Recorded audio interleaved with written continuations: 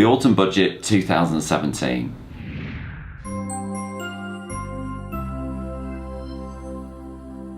We were promised a radical budget, and quite frankly, my new haircut is more radical than the budget. However, he did pull out a rabbit from the hat, and there are a few sneaky secrets in there that we need to talk about. So let's start with the rabbit. No stamp duty is now payable on the first £300,000 for first-time buyers, as long as the total house that they buy is valued at less than £500,000. And here in Stalybridge, £500,000 for a first-time buyer buys you a huge house. So certainly in Greater Manchester, that will sort most first-time buyers out for sure. Perhaps the biggest thing in the budget was what was not said. There were two key things that had been flagged before the budget that weren't even mentioned in the speech. The first one was pensions. There was no change whatsoever to pensions, which is just great news. And the other was contractors. There were no mention whatsoever of contractors. And if you remember, contractors have been in the budget for the last 7 or 8 years as they've tightened up all the rules. So what that means is that pensions remain the best way to legally avoid tax, and contractors continue to get significant benefits in lower tax through the system. So looking at the more detailed points, the VAT threshold is going to remain at 85,000. Now that is a change in a way, because it's always increased every year up until now, and now it's been frozen at 85,000. But what he hasn't done is reduce that threshold, because that would directly impact white van man. Diesel cars are going to be taxed more heavily. There's a number of ways in which that's going to happen, and it is clear that the taxation of diesel cars is getting heavier because they're seen as bad cars now, and that is something to bear in mind if you're thinking of replacing your car in the near future. There are also some technical changes to EIS schemes, both to tighten up on the rules to make it more difficult to avoid tax, and also to make it more generous as a whole. Many of our clients are married couples where they share the business profits equally.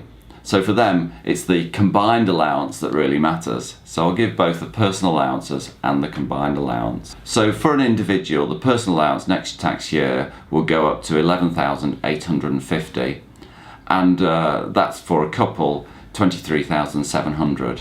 And the point where you pay high rate tax is increasing to £46,300, which as a couple is £92,600. The minimum wage is also increasing, and it's increasing by more than inflation. So if you've got minimum wage employees, this will affect you. It's increasing from £7.50 an hour to £7.83 an hour.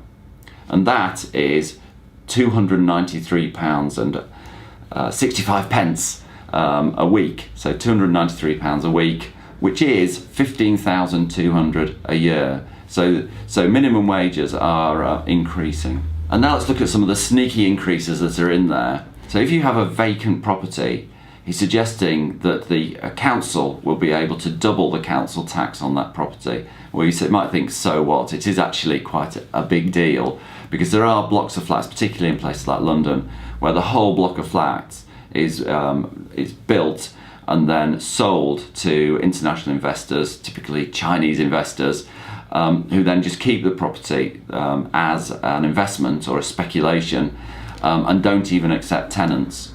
So this will put an extra tax on them, and the intention, whether it works or not I don't know, and how you police it I don't know, but the intention is to get those units rented or sold off. And if it is successful, then it will have an effect on the rental yields and on the property values as more property comes onto the market. So that's an interesting one, which I think will have a subtle impact on the property market. But the one that really affects buy-to-let landlords, there is something else for buy-to-let landlords where he's attacking you. A lot of people have responded to all the taxes, all the tax increases on buy-to-let landlords by putting their properties into a limited company. And one of the advantages of having your property in a limited company is that you get indexation on the capital value of the property, which is fair enough because you don't get any personal allowance if you for capital gains tax if you sell a property in a limited company. Right.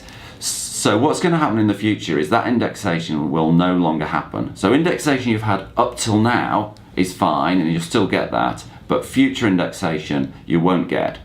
So inflation is low, but it's still around, and at 2-3% it just clocks up over the years. So if you own a property for 25 years, it might have increased in value from £100,000 to £200,000, and that increase could just because of inflation.